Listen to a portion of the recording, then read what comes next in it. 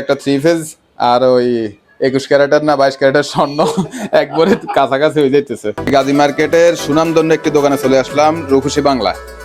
এখন আমি রূপসী বাংলার দোকানে আসছি, এটা হচ্ছে স্টোর রুম। এখন আমি উনার কাছে সব থেকে দামি একটি থ্রি পিস দেখতে চাইছি, সেটা হচ্ছে পাকিস্তানির মধ্যে অরিজিনাল পাকিস্তানি। আমাদের দর্শকের স্বার্থে দামি থ্রি পিসটা একটু দেখ। মাশাআল্লাহ, অনেক সুন্দর ড্রেসটা কিন্তু।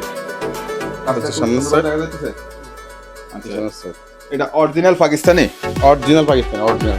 কেউ যদি ডুবলি ধরতে পারে 1 লাখ টাকা পুরস্কার দেবো। আপনারা ভিডিও যারা দেখছেন তারা শুনতে পারছেন, অরিজিনাল পাকিস্তানি বিক্রি করতেছেন ওনারা।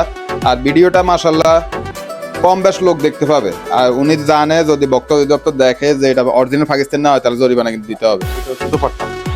এই থ্রি পিসটা যদি কিনতে হয় কত টাকা গুনতে হবে আনুমানিক? মানে এটা তো আর ফিক্সড প্রাইসে বলবেন না, কাস্টমার যাতে কষাকষি বলতে পারে। আপনার কাছাকাছি একটা রেট বলতেন যে আমরা এই রেটের উপরে যাইতে হবে, নিতে হবে 8,000 প্লাস।